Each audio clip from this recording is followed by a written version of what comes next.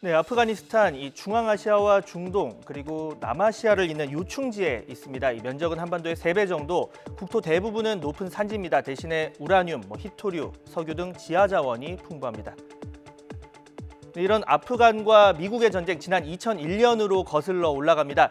9.11 테러 배후로 꼽힌 이슬람 극단주의 단체 알카에다와 그 수장인 오사마 빈 라덴을 넘기라는 미국, 이에 응하지 않은 당시 아프간 집권 세력 탈레반, 결국 전쟁이 시작되고 만 거죠. 개전 2달여 만에 미국은 승리를 선언했고 지난 2011년에는 오사마 빈 라덴도 사살했습니다. 하지만 끝이 아닌 시작이었습니다. 탈레반은 지방 곳곳의 산악지대 등으로 숨어들어서 미국과 아프간 신정부를 괴롭혔습니다. 지난 2014년 오바마 당시 대통령이 철군 카드를 처음으로 꺼냈고 단계적 철수가 시작된 게 지난 5월. 그리고 불과 3개월여 만에 수도가 다시 탈레반 손에 들어간 겁니다.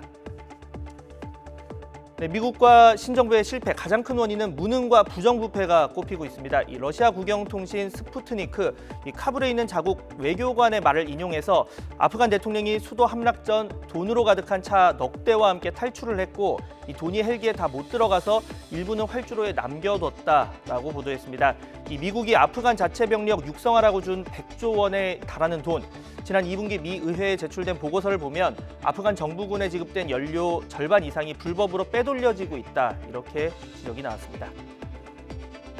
네, 민주국가 이식이라는 체제 변화에도 실패했습니다. 여기 지금 2장의 이렇게 사진이 있는데요. 이 왼쪽은 탈레반 집권 전인 1970년대 이 아프간 수도 카불입니다. 여성들이 미니스커트를 입고 다닐 정도로 탈종교적인 도시였고요.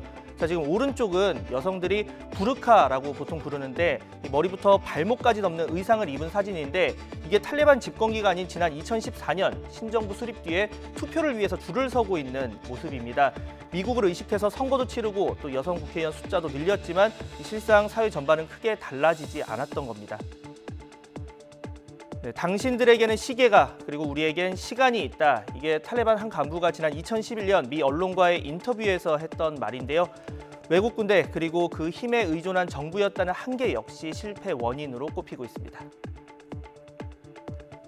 절대 다수의 국민들 입장에서는 미국 이익 대변자의 모습이 강하지 진정으로 아프가니스탄 국가를 위한다는 충성심이나 국가관은 찾아보기 힘들었던 거죠. 이제 아프간은 확실한 제국의 무덤으로 자리매김하게 됐습니다. 앞서 영국 19세기부터 러시아 견제 목적으로 3차에 걸쳐서 아프간을 침공했고 한때 점령도 했지만 계속된 저항에 결국 독립을 허용했고요. 구소련 역시 친소련파 정권에 저항하는 이슬람 원리주의 무장 세력을 없애겠다고 10년 동안 약 97조 원을 쏟아부었지만 5만 명에 달하는 병력을 잃고 철수한 바 있습니다.